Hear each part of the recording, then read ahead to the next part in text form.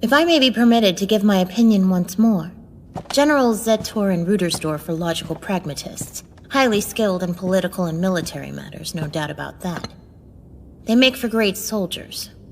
In fact, the same could be said for you as well. Our strategic HQ is truly a bastion of logic, a fortress of knowledge. You could even call it a think tank. It's because of this that you've all come to believe the war is at its end, because it's the only rational conclusion given the circumstances.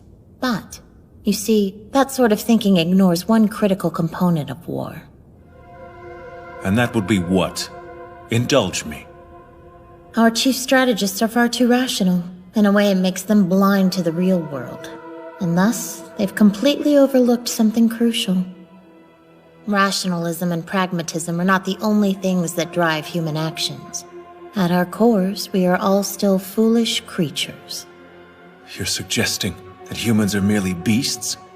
That we're still slaves to our baser instincts without care for logic? I hate to be the one who has to tell you this, Lieutenant Colonel, but what you just said is exactly right. Preposterous. What evidence do you have? Knowledge of history.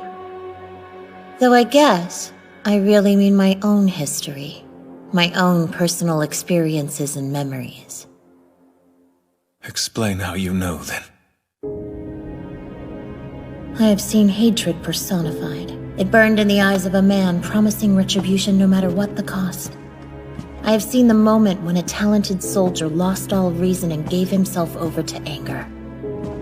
I have witnessed countless acts of vengeance. They were driven by fury. And so I've realized something during this war.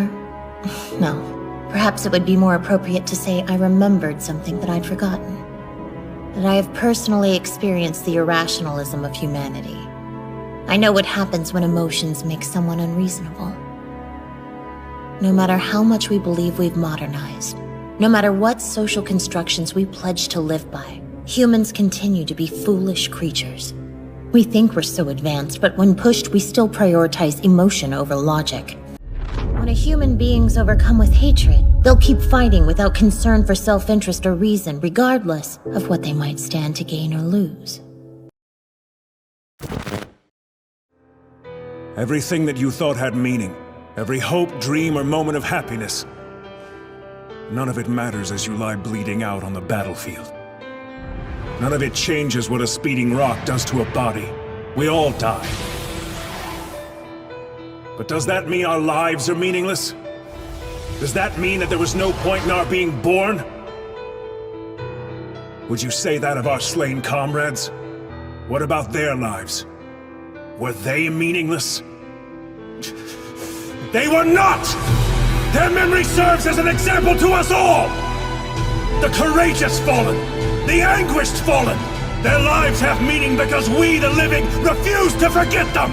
And as we ride to certain death, we trust our successors to do the same for us! Because my soldiers do not buckle or yield when faced with the cruelty of this world! My soldiers push forward! My soldiers scream out! My soldiers rage!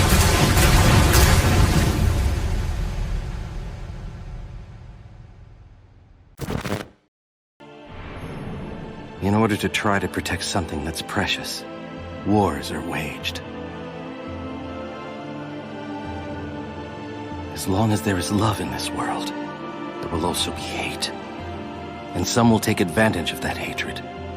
As long as we have this ninja system, this monster known as hate will live.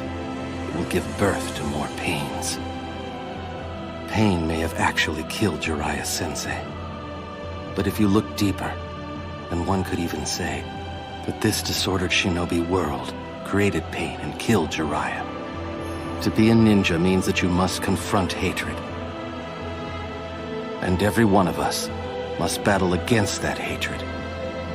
Jiraiya-sensei bequeathed to you the quest for the solution that would end this hatred. But how can I when I can't find a way to forgive pain? There's just no way. I can't. I know. Fourth Hokage, please tell me! What should I do?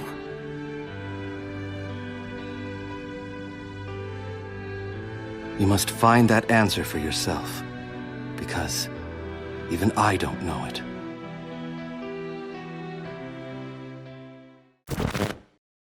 I must admit, it never ceases to amaze me how brainless you can be. You've lost your weapon. Why are you just standing there? Ichigo! What's the difference between a king and his horse? What the hell are you saying?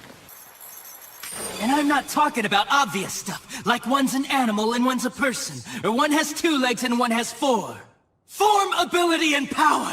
That's what's puzzling! If their form, ability, and power are exactly the same, why is it that one becomes the king and leads them into battle, while the other becomes the horse and carries the king? So what's the characteristic that distinguishes these 2 beings?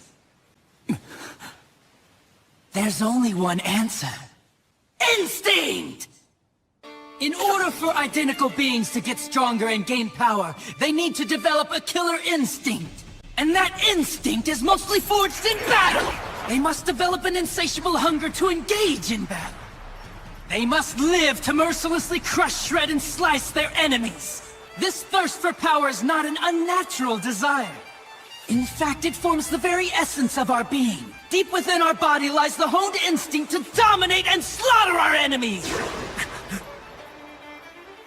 My friend, you don't have that! You use your brain to try and win a fight! You attempt to defeat your enemies with reason and logic. You don't tap into those pure base instincts that exist within your core, waiting to be released! And the simple matter is it doesn't work. You're weak!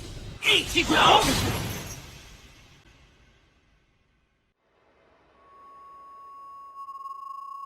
I won't put up with that. Am I clear? I don't know about Zangetsu, but I refuse to play horse to a king who's weaker than me. Someone whose uncertainty and hesitation will end up getting us both cut to pieces! If you aren't willing to assert your strength and retain the crown, then I'll destroy you. Which means, I'll be king. I know what you're thinking. How can I possibly believe that an inferior race like humanity actually has a chance? No, I wasn't thinking that at all. The answer is simple, really. If you want to know the truth, I don't believe in humanity. Humans are lonely and stupid creatures. Every single last one of them, including me. They're all crap. Doesn't matter what planet they're from. This one or my old one. Not a damn thing's changed a bit. However, I believe in humanity's potential. You know, back in our old world, humans can fly through the sky and even travel amongst the stars. Sorry, but that's kind of hard to believe. Yeah, no kidding. Even humanity itself doubted any of that was possible. But someone eventually pulled it off. The real deal pulled it off. That's why it's up to us to ensure that the potential of the misunderstood gets realized before it all goes to waste.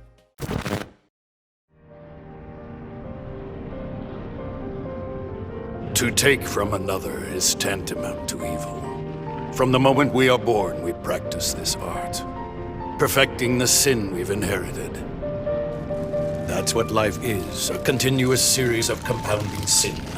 It is life itself that draws us into the darkness. I have accepted my fate. I know that I am evil, as are each and every one of you. Now, let's practice a different sin.